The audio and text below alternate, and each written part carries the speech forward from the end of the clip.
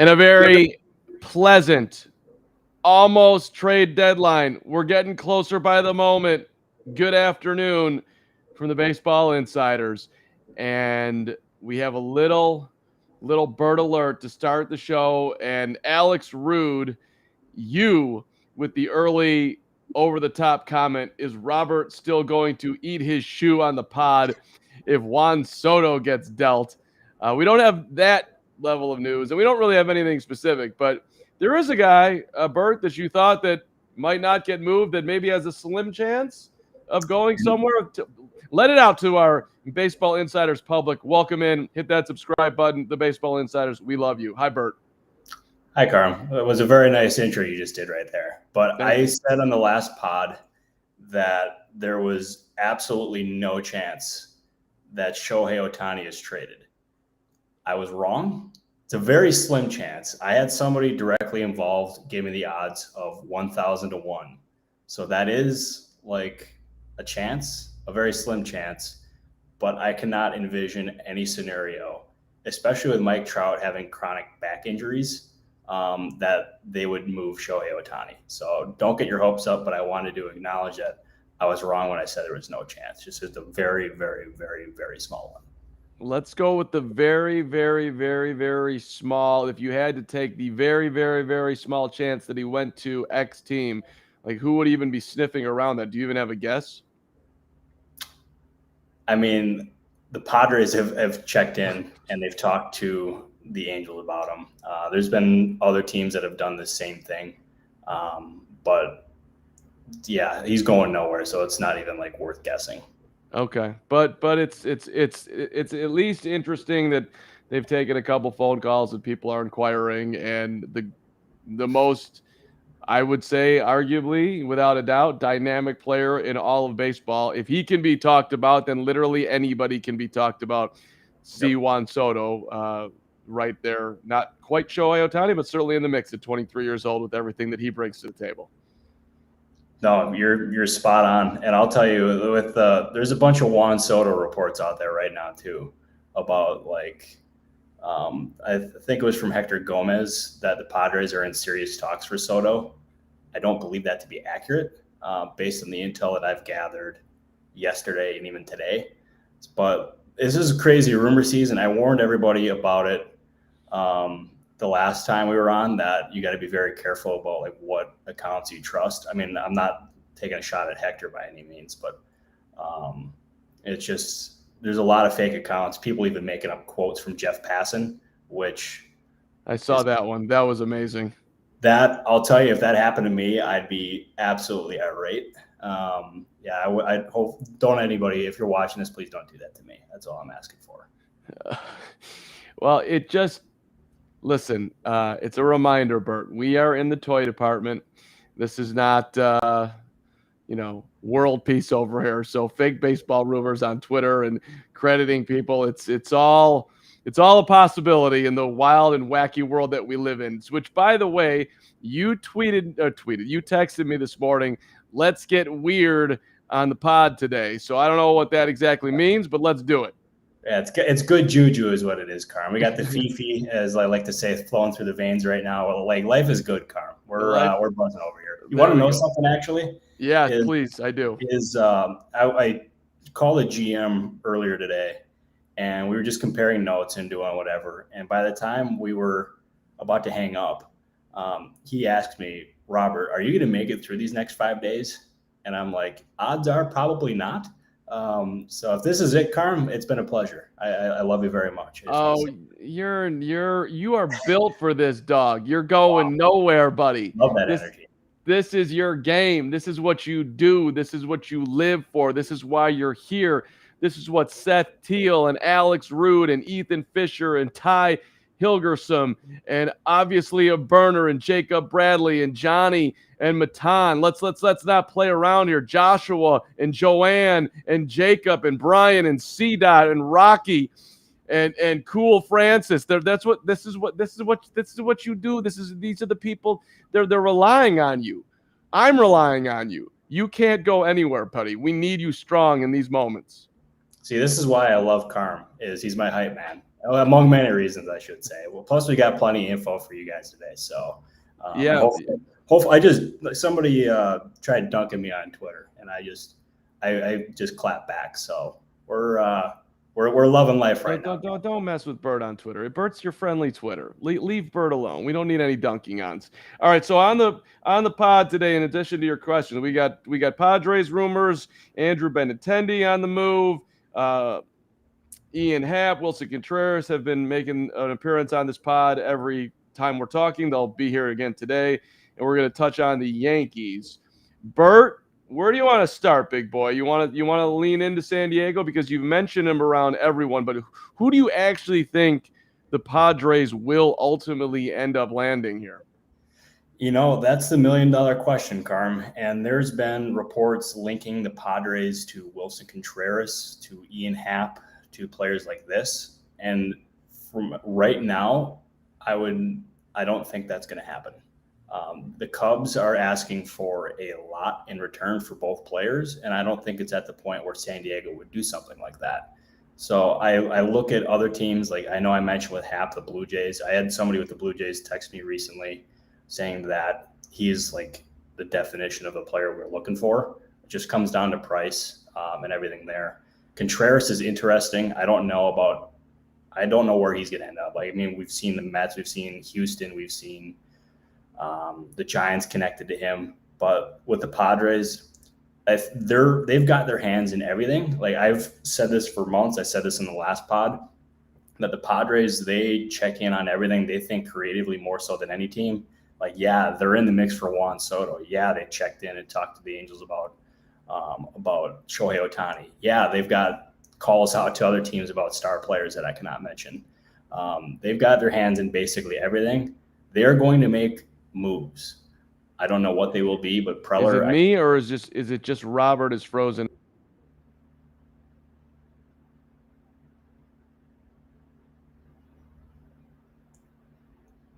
Yeah. Wait, could everybody hear me?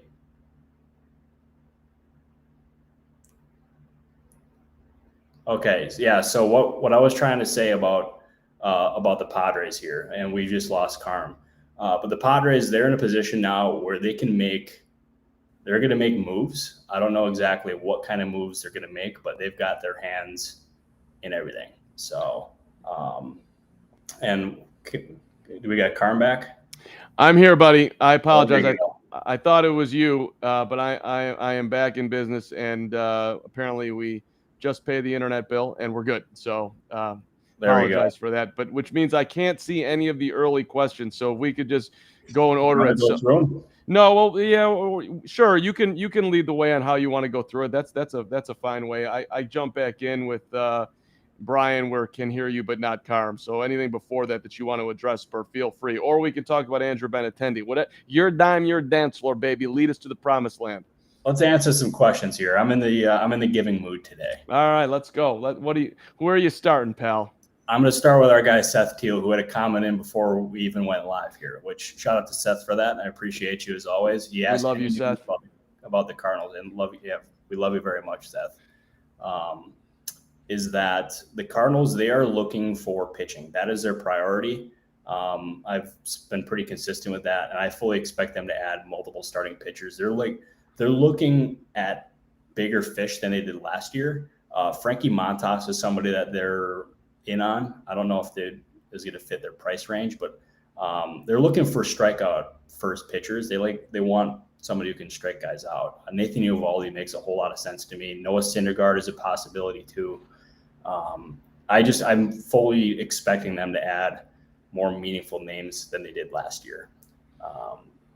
Going to our guy Alex Rude, is Robert still going to eat his shoe in the pot if Soto gets dealt? I'm a man of my word. I don't know if it's possible to eat a shoe. We still got to figure that out, Carm, what I'm going to do here. Well, listen, we're not going to shoe you, Bert, because that wouldn't be fun. But there should be. I mean, I'm open for ideas. Oh yeah, that's right. We clarified that. You're gonna eat a Reese's peanut butter cup and you're gonna have some tomato juice, which seems like a win for you. But since you don't like those things, that was how we somehow made it. That was a bad deal by all of us here at the Baseball Insiders, myself and Sean Daly and Michael Zach. Cool. But apparently now we're mixing those together according to Sean on the back channel here. So there we go. I feel so naked not being able to see the early comments here, but keep going, Bert. This my role is just being diminished in the moment here. I hate it. What's the question? I'll try zipping through them so we can read. No. Take your time. Let me sit in my uncomfort. It's good for me. All right. Well, uncomfort is always good, so I'm very used to that at this point. Let's see. Pirates asking Ethan about Fisher. All right, I'll jump in here. Hearing anything about the Pirates besides Quintana, which we've mentioned, and you've tied them in with perhaps the White Sox at some point, or at least I think I did that part because I had heard that. Yeah. Reynolds, Bednar, bunch of names moving around with the old Pittsburgh Pirates, who obviously are in sell mode. Yeah, they are, but they're not. I don't think they're going to be selling as much as they have in years past. I think Quintana, if they had it their way, I bet you he goes before he starts tomorrow. The Yankees and the White Sox are two of the teams in. The Blue Jays make sense there. I believe there's others. I can't confirm any teams at this point. But I would be pretty surprised if Brian Reynolds got traded. Same with David Bednar. I think if we're looking at some other trade candidates here, Ben Gamel makes a whole lot of sense. It sounds like teams are scouting the Pirates' farm system, or the Pirates are scouting teams' farm systems. I mean, wait, no, hang on. Let me rephrase this. Yeah, that's exactly what I was trying to say. And then Chris Stratton is another one who is maybe a possibility, but I think the big piece to go is going to be Quintana, and that's going to be a name that we could see drop maybe the next 24 hours. That's just what kind of value do you think Jose Quintana brings whoever? Eloy Jimenez and Dylan Cease. You don't have to crack at my Cub heart like that. That is rude. That is inconsiderate. That is wrong. But go ahead. I'm thinking a slightly older double-A prospect. That's what you get for a Jose Quintana these days. I bet you'll get something a little bit better than that. Really? Yeah, because Quintana, he signed for only $2 million this year. He's battle tested. He's got playoff experience. He's a dependable left-hander. And I had somebody who's been around Quintana in the past text me today that whatever team gets him for the price that they're going to get him at, it's going to be a steal. So I think there's going to end up being. I think they're going to get better than what you said, but not by a whole lot. Yeah. Listen, Jose Quintana, whenever he's actually really counted on, it has never been a steal. So I wouldn't say. I'm not saying to not. He's having a great year.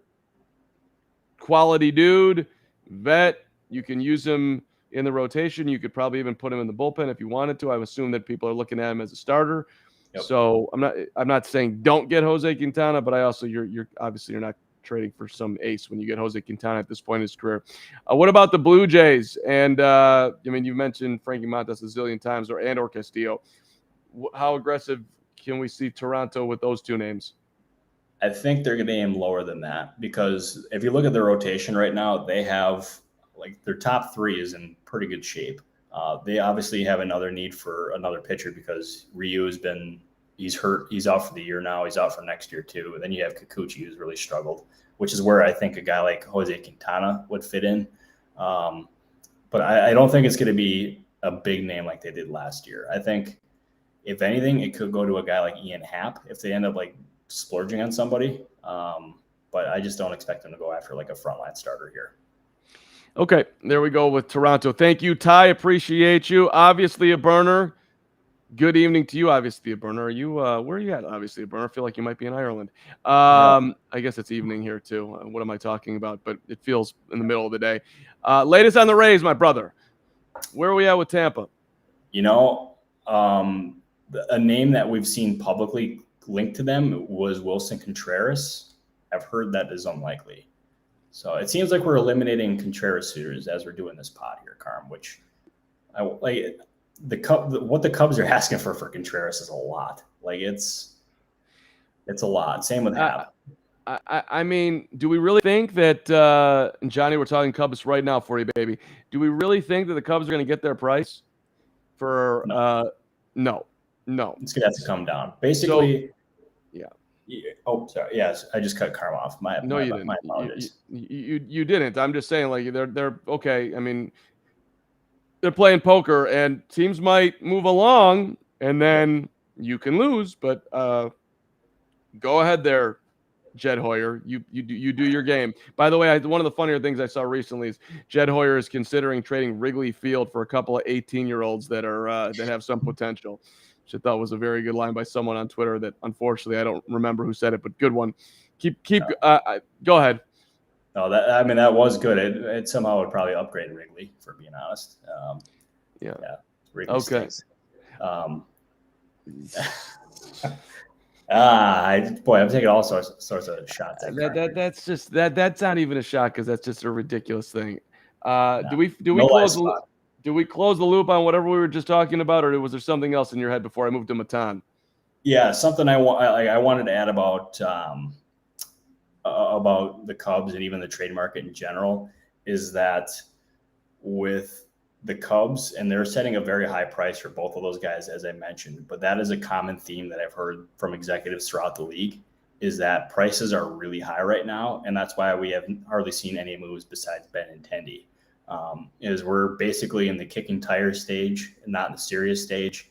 I had an executive predict last night that we're probably about 36 hours away from it getting like super serious and there being a complete frenzy. But it seems like a lot of the big moves are going to happen closer to the August 2nd deadline day. And I'm a big believer that deadlines spur action. So that's going to end up being the case here. But that executive wanted me to get the market going, but I've been unsuccessful in doing that. So my apologies. Oh, really? Yeah. He asked, but I tried, but I failed. How many more Twitter followers away are you from being able to truly get the market going on your own? 2 more. 2 more? So Yeah, you think you're right? You think you're right there? I'm definitely not right there. We're trying to get up to 1 million. That's what we're trying to get up to. Hopefully by the end of the deadline here. We're at 51,000. So we got 51K, baby. And don't forget to follow at the Carm, who's getting close to 10K. I'm coming after you, Bert. Whoa. Big time Carm over there. I gotta love it. I'm 20% of Bert. That's my goal in life. Okay.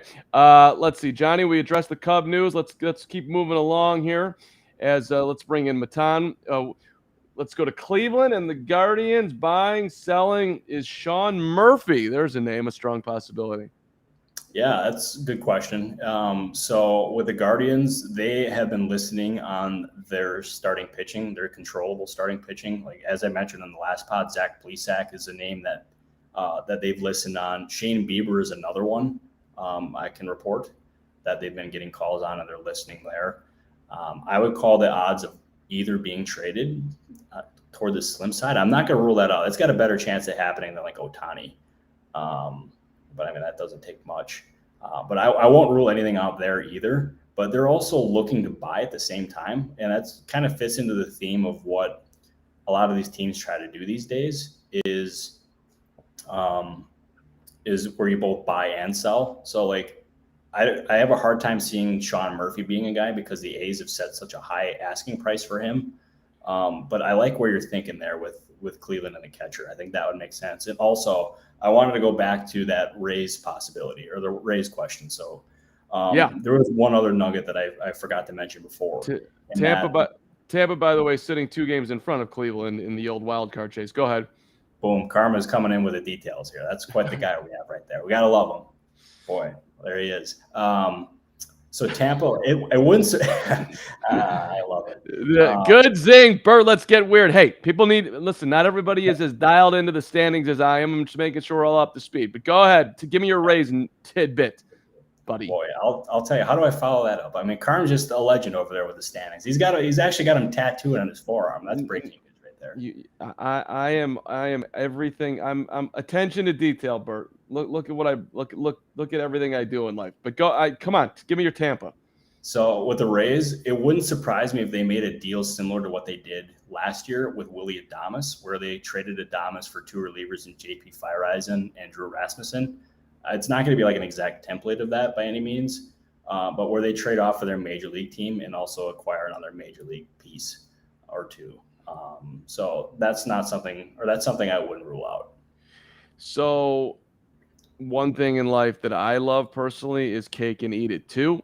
And so those who try to split the baby, so to speak, here, good on you. And when you're a team like Tampa, sometimes you got to do that. When you have no chance of winning the division, you're right there in the wild card chase, but going all in is not great. So setting yourself up for now and the future, I appreciate that. Not easy to do. What's up, Rocky Adams? Thank you, sir, for the kind comments. Detroit making every single damn player available, as they should.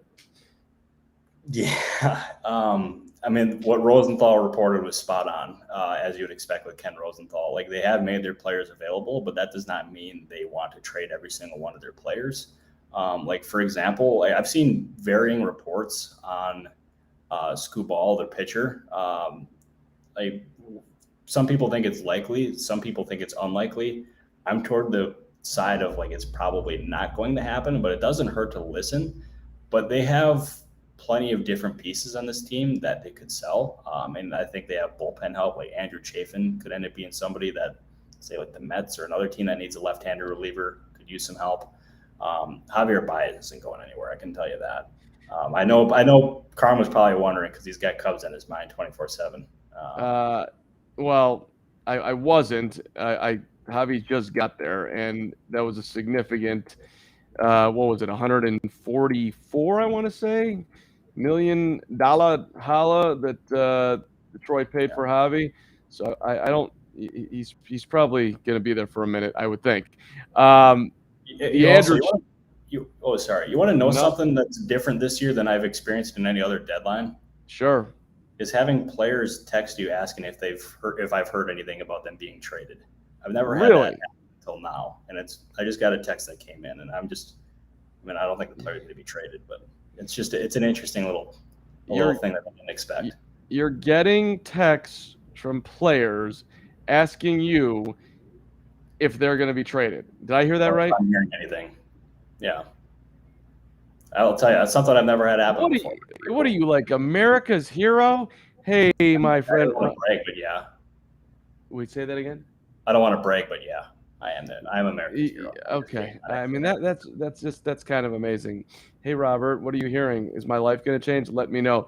Javi Baez, for the record, has not had a good season either. So let's not. Hey, there's Josh Hill walking out of the office. Josh Hill, great guy, by the way. Josh Hill, underrated individual. I mean, a lot of people dog Josh Hill, but not me. I think Josh Hill's class act. Yeah, Javi hitting a robust 218, by the way.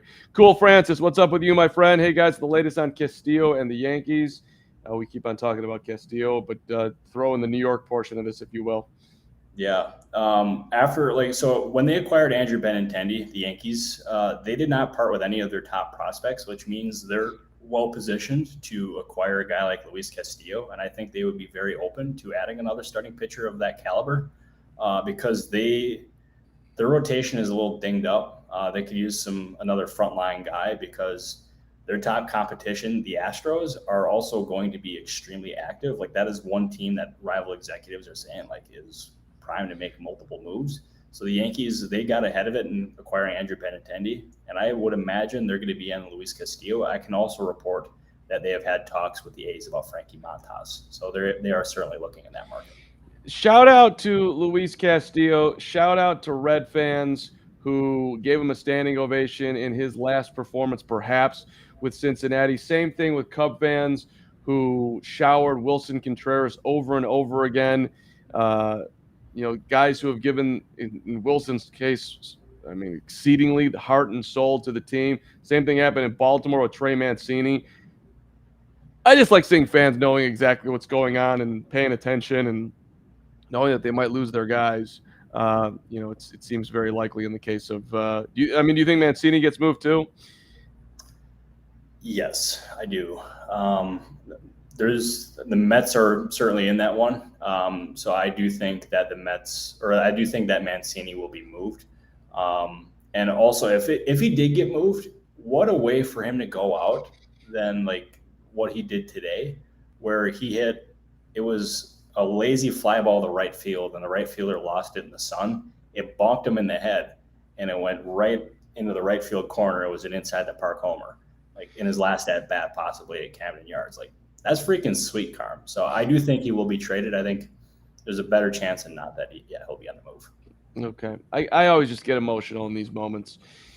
It brings me back to my childhood, Bert, when free agency wasn't the norm and guys stayed on one team, and the jersey that you bought, 5 years ago was still a jersey you could wear at the game because that guy's still on the team. Cal Ripken in Baltimore, you knew you could wear your Ripken, and it was the whole family was going to be there. If you were I'm not saying the trades didn't happen back then. If we're going really old school, I mean, Keith Hernandez was a Met. Keith Hernandez was a Cardinal. They were both played in the same damn NL East. But it has changed a lot today. All right, who's next on the Baseball Insider chat board? Ethan Fisher, it's you. Could the Mariners make a splash for Carlos Rodon? Rodon, Ray, Gilbert would make them legit threats in the playoffs. The Giants are selling Rodon, huh? That's what's out there. Yeah, I don't think the Giants are going to trade Rodon. I don't feel confident in that answer, though. But I would fully expect teams to check in on a guy like that just because he's that good. And like he would be a difference maker atop that rotation. And yeah, having Rodon, Ray, and Gilbert as your top three would be like really freaking good. But yeah, I mean, I wouldn't rule it out. I've certainly heard the Mariners' name attached to some of these players that are available, including the top ones. But yeah, I guess I wouldn't rule it out, but I could see it, but I have not heard anything, so I can't really say definitively there. White Sox Twitter wants Rodon back and not Quintana. Wait, what's that? White Sox Twitter, White Sox fans, at least that I've seen, they would prefer a return of Carlos Rodon if we're bringing back old White Sox players to a return of Jose Quintana if the White Sox do add any starting pitching. I mean, which is, but no way that happens, right? I don't know. I mean, I think that when you look at the AL Central, which GM is going to perform the best between now and August 2nd? Anybody could take that division. Minnesota, Cleveland, the White Sox. So is anybody going to make a definitive move, or are we just going to play this out? If somebody does, then that could be the ultimate why this team won the division. I don't know. I would think that Rick Hahn might be very active.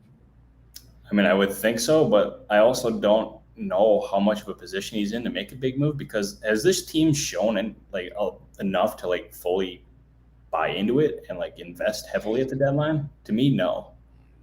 No, that's a very fair statement, and their loss yesterday to Colorado was just as bad of a loss as you could possibly have. They were horrible, getting picked off third.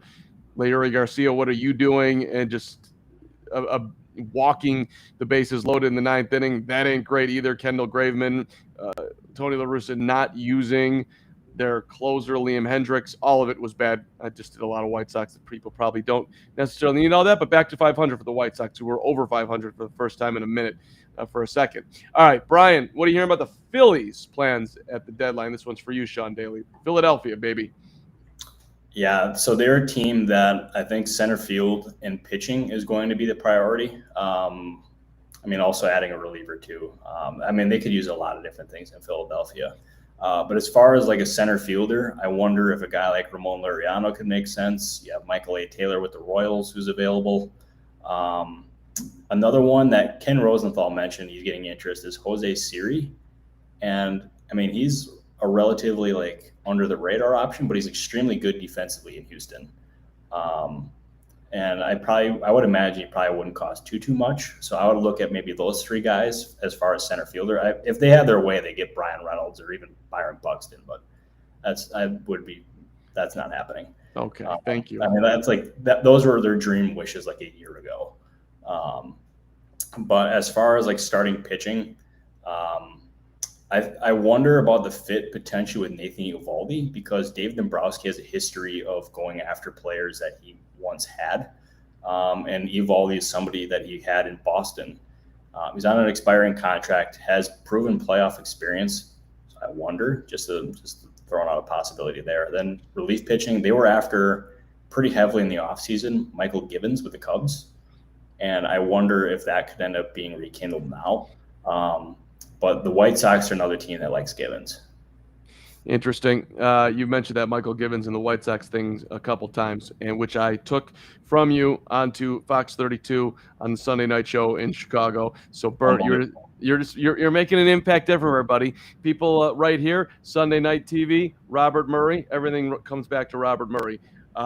But along those same lines, as we blow you up, we got to tear you down too. SJ2 SPB, the first our last chat. Here, nobody who says Fifi is allowed to talk trash about Wrigley Field. That's exactly right. No more. You are not allowed to. Yeah. I feel like I'm definitely not the only person who calls coffee Fifi. So yeah. Wait, okay, put it in the chat, everybody. I'm very curious. Am I the only person who calls coffee Fifi? You're the only person that calls coffee Fifi. All right. Well, I guess we're about to find out. So I'm very curious. Yes, we will. All right. Who's next to your team?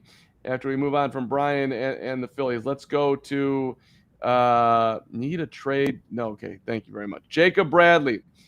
Is it a foregone conclusion that Gallo is gone, or let's say the Yankees actually could keep him? And Isaac Linares. I call coffee. So do I. And Johnny, I'm with you. You're the only one. Did you learn it from your mom, your dad, Fifi, somewhere in your family? No, it's actually my buddy Alex Kaloje. I worked with him at FanRag Sports. It was my first ever gig in baseball, and he would wake up in the morning and just pound, like he would grab the coffee pot and just like go guzzle it up, and he'd say, "Yeah, we're having my morning Fifi," and I was like, you know what, I kind of like this, so we stole it from AK. So shout out to AK and the pod. Shout out AK. All right, now shout out to Joey Gallo and the Janky. You think he stays, goes? What do you got? I think if they had their wish that he would go, because that just seems like it's in the best interest of both sides to move on. But that being said, the Yankees are not going to give him up just to give him up. And yeah, like right now, teams are reporting that the Yankees are asking for too much in talks for Gallo. But I got to imagine that's going to change as we get closer to the deadline here, and that he'll eventually be with another team. So my guess is that Gallo is in his final days with the Yankees. Recurring theme on the show today, and I guess around baseball right now, that everyone who is selling is asking for a ton, and everyone who is buying is not willing to overpay at this very moment. We'll see. What if you had to guess which one of those two breaks before August 2nd, teams paying up or teams settling for less? To me, it always feels like teams are going to settle for less. Wait, hang on, say it again. Sorry, I had a text roll in. No, so I'm saying I think it's very clear right now that teams that are selling are asking for a ton, and teams that are buying are not willing to pay the price right now. So which one breaks? Teams are going to pay up and meet the price, or the sellers are going to be like, okay, fine, I will take less. What do you? This will be good enough. Yeah, the prices are eventually going to come down a little bit and be more realistic, because basically you talk to anybody who's like in the decision-making process, and it's like, it's that these teams are asking for too much in return, and it's eventually going to go down. And also, like, there's been multiple factors in such a slow market here so far, and I'll lay them off for you real quick, Carm. One is the draft being later than usual. Two is the Juan Soto thing, and then three, it's also we've had. I've had multiple agents say this, that GMs, presidents, and like assistant GMs were more involved in draft negotiations than any time like they can ever remember. And like they were talking to those kind of people beforehand or during the draft process. And now they're playing catch up in trade talks. And it's also kind of like created a slow market. So, but going back to your original point, I would fully expect in the next probably 36 to 48 hours, those prices are going to start coming down. We're going to start seeing some deals here. Okay, fair enough. Prices on the downturn. Rob S., thank you so much for the nice words here. You apparently never miss an episode. We owe you something for that. Your favorite podcast, great work. Toronto, and I'm not exactly sure what he means most, Robert, but you can decipher that if you'd like, Bert. Can you figure that one out? Because I'm not exactly sure. Okay, yeah, I can figure this out. Yeah, okay, thank you very much. So fellow Rob, I will pull up one of my conversations with Blue Jays people, so I can get this right here.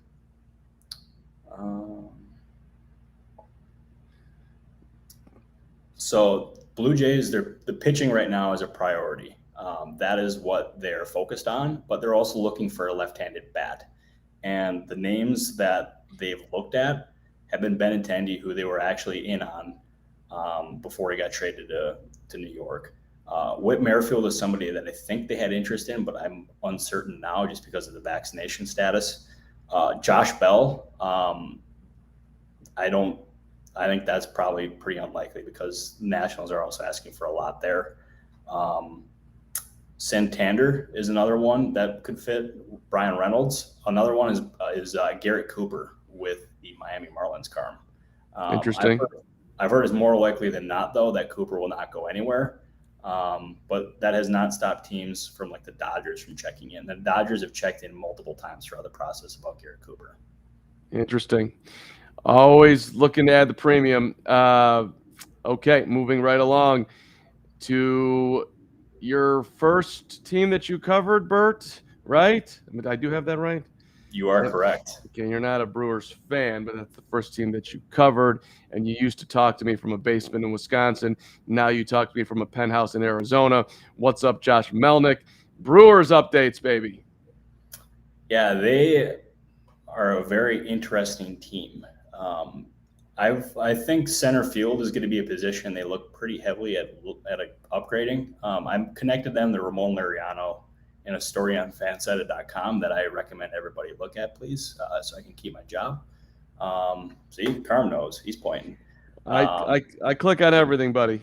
See, that's why Carm's the best, among many reasons. I think a guy like Michael A. Taylor would make a lot of sense.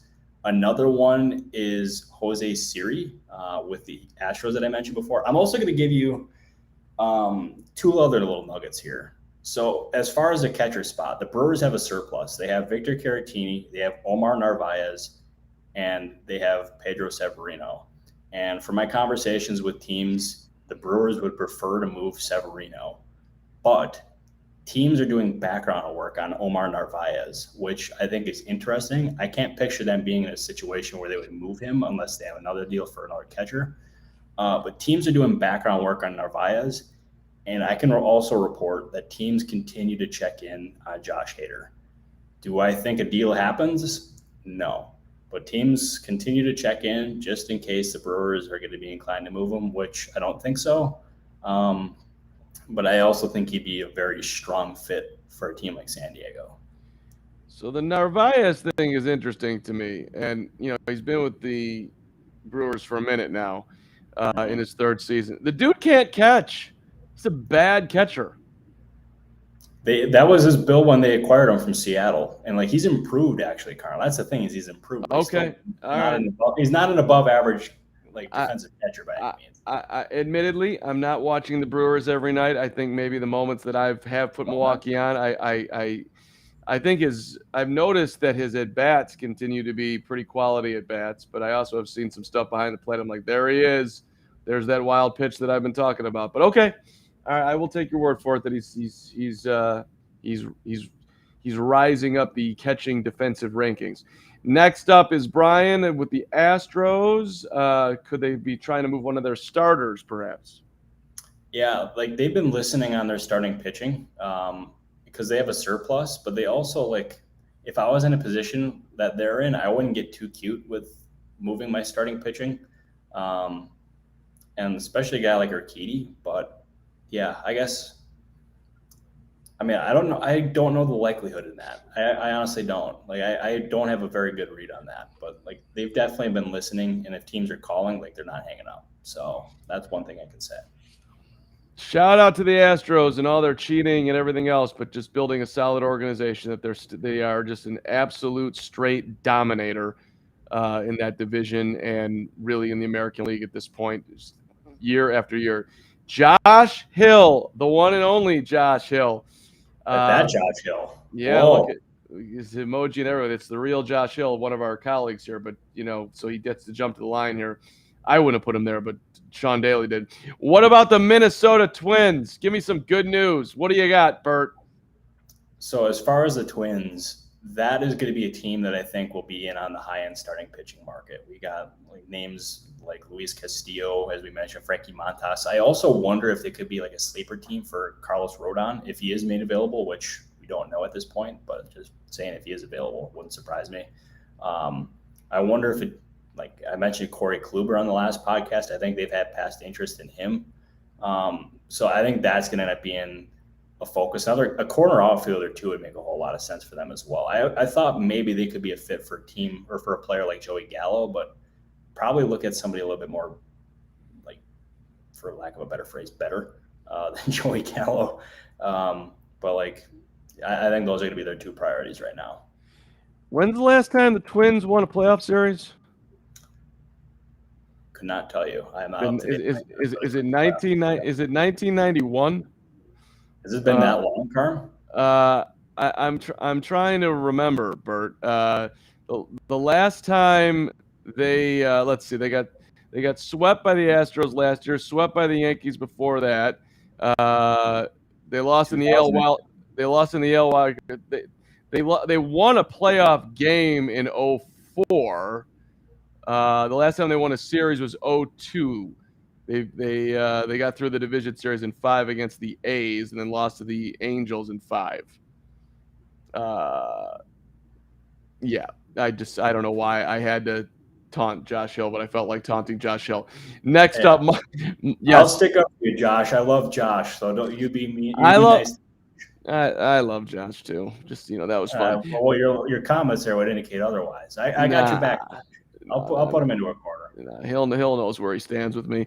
Michael Marino, you had to guess which 3 players are in the first batch of trades. I asked Bert a similar question on the last pod. Where are you going with that today? I'll still go Josh Bell, but the Nationals need to lower their price there in order for that to actually happen, because they're asking for too much. I had I had an executive say that the ask for Bell was out of line. That was his exact quote, was out of line. So they're asking for a lot there. I'll guess Jose Quintana is moved. Let me think about the third answer, but I'll stick with those 2 to start. See, right there, Michael, some people in this space, they would just throw out a name to throw out a name. Robert Murray, he's going to give you straight integrity. He's going to think about it. He's going to come up with something that makes sense for him, and then he's going to put it out there. That's why you should click that subscribe button to the Baseball Insiders, damn it. And please do. You have no idea how much that helps us out, everybody. And if you do, Carmen and I will be your best friends. And you could have the Baseball Insiders constantly giving you information. So how good does that sound? If you just subscribe to the Windy City podcast along with it, then I officially will go best friends. And yes, we are. Don't we have a giveaway right now, Bert? Aren't we giving stuff away? We do have a giveaway. If you go to my Twitter account, there is a tweet. It's technically a sweepstakes, I should say. Or a sweepstakes. Our sincere apologies, but we're doing a sweepstakes, giving away a free All-Star Game jersey of your choosing. So go to my Twitter account, find the tweet, retweet it, and you can possibly win a free All-Star jersey. So that's what we're talking. Also, you got to subscribe to be eligible to do that. Right, subscribing is a part of that eligibility. Javi Baez watching the show. My guy El Mago. They miss you in Chicago, Javi. Got any info on the Detroit Tigers? He needs some help. Yeah, just going to be listening on everybody. And, yeah, they're going to be selling off a few pieces, I think. But I don't think it's going to be anything substantial. I don't think Skubal is going to be moving, as I said earlier. Okay. And when you go to Detroit for the money or go to Colorado for the money, no problem, Javi, no problem, Chris Bryant. But those playoff years, they kind of end up in the deep rear view mirror quicker than and stay there. That's what tends to happen when you go to the bottom dwellers. Although, I don't know, Rockies or Tigers coming back quicker, I guess I would bet on Detroit, but that's not with any real confidence. Jacob Bradley, good to see you again, buddy. Who are the top back-end bullpen arms that may be available, and could the Padres be in the mix on any of them? As I'll say, I'll say what I said earlier. I expect the Padres to be in on everybody. Yeah, that's certainly one thing that I expect. And I'll start with a former Padre reliever who I think is going to draw pretty strong interest, and that is Matt Strahm. Strahm is somebody that is very much intrigued rival executives. They were intrigued with him after he threw a bullpen session before he signed with Boston. And there were teams that were strongly in the mix, like the Brewers were like one team prominently in the mix for Matt Strahm as a free agent. They just signed Jake McGee, so I don't know exactly what's going to happen there. I don't think there's like necessarily a fit. I've mentioned these two on the pod before. Chris Martin with the Cubs, I think is going to draw a lot of interest, or draw some interest. And I think Michael Gibbons is going to draw quite a bit of interest as well. I would look at the Baltimore Orioles maybe as a potential team that sells off some of their bullpen help or some of their bullpen pieces, because they performed like a very strong level, almost like unprecedentedly strong. So I wonder if they look to sell high, build their farm system up, and continue to build for the future. But with the Orioles, as I said before, I don't expect them to sell any major pieces besides like Trey Mancini. They're a fun team, Carm. Like that. Jordan Lyles even said that he very much like enjoys being in Baltimore, and like he even admitted that he was surprised by that. It's interesting that you mentioned Martin, because he has not pitched in a minute. I mean, the dude is hanging out for, he pitched on the 13th of July, and then he's been in one game since then on the 24th. So I don't know if the Cubs are just letting him hang out to deal him, or if something's going on there and they don't want to push forward. Same, Johnny's been asking about this, and we've talked about it, and we mentioned it earlier, but Contreras and David Robertson packaged together, or Contreras packaged with any Cubs reliever, as they try to really, you won't give us that prospect for that. How about if we add in this bullpen arm and that bullpen arm? It's similar to how back in the day they got Addison Russell from the Oakland A's. They traded both Jason Hamill and Jeff Samardzija to get that thing done. So just giving you a little bit of Cub history. You're smiling at me, Bert. Yeah, because I love how much you know your Cub history, Carm. I also like the Jason Hamill shout out. That was a good one, because that was that the deadline where it was Hamill, Samardzija, and then Lester? I'm making it up. I feel like Lester was in that same at that time too, so that would be 2014. All right. Now I'm actually impressing myself. All right. Karma's very good. He knows his Cubs. Hey, don't just box me in the Cub corner. I got my White Sox down too. I got. Too. He knows his Chicago baseball. Okay, fine. I don't know anything else. Just my Chicago baseball. We're gonna after this pod, I'm flying to Arizona. We're gonna trade baseball trivia. No, Bert, you're my guy. You're my leader. I mean, if you want to, I mean, it's I'm basically stuck in my headquarters for the next 5 days, and it's pretty lonely in here. So. Oh, that's true. Want to join? You do have time. All right, a couple more, and then we got to get going here, because Bert's got things to do, and so do I. Brian, would you agree that the Dodgers won't do very much at the deadline different than in the past years? Yes. I don't think they're going to be making any substantial moves this year. I would look for more incremental moves than anything, and maybe I don't think bullpen help. I wonder if maybe, I mean, they could always improve their offense, because their offense has been somehow pretty bad. But pitching as well. But I don't think it's going to be anything too big. So I'd temper your expectations there for sure. Okay. And last couple, Art Man, you got a couple moments in here. One that you're watching this on your news TV. I thank you for that. And they're saying they're going to be a hot dog references on the back of newer baseball cards. Is this a true statement? I don't know what Art. I have no idea. But I will. I can promise you, Art Man, that I will be checking my sources about hot dog recipes via the back of baseball cards. So when I give up control of what gets put in the chat, anything is possible here. And we already hit that one on Johnny, so we can move on from there. Joanne, yes, here's our last one. All right, the Boston Red Sox. Bert, what do you got?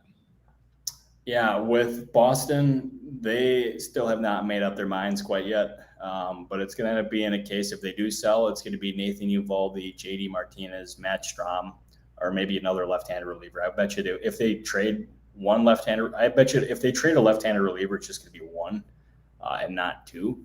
And I think Strom would probably get them like something like a decent piece back, even though he's on a 1-year deal. But Xander Bogaerts is going nowhere. Chaim Bloom said that on the record, and I'm inclined to believe him because he seems like the honest type here for sure. All right. Hey, great stuff today in the chat. Appreciate all the comments. And Bert, let's do a production meeting right now on the show. The deadline is August 2nd. We're not, I don't think we're planning on being, so I guess our next show is going to be next Tuesday, the day of the deadline. Is that the plan, or are we going to be on before then? You make the call right now so everybody knows. Am I making a call? Yeah, should we do it? Should we do a special edition next Monday ahead of the deadline, or should we wait until Tuesday, day of? And I'm always down to do one special little edition because I think we might have to go special edition next Monday. Chat, or you feel free to give a thumbs up if you would love a special edition, say like a 4 o'clock on Monday call on August the 1st before the August 2 deadline. Which, by the way, I think that'd be an excellent idea. I don't need the chat to confirm it. That's the plan, Burke. That's the plan. We are here for the peeps. So that we are. So listen, follow Robert on Twitter @ByRobertMurray. Follow at the Carm because you love me, and I had an amazing experience on the train coming back in today with literally all of Chicago. Everybody under the age of 25 is going to Lollapalooza tonight, Bert, and the scene on that train was a sight to behold. I would love to be young again, but unfortunately those days have passed. Bert's on his phone. Something's happening, so we're going to say goodbye right now. Thank you for watching the Baseball Insiders. Hit that subscribe button. We'll see you next Monday, 4 o'clock Central. Have a great weekend, everybody.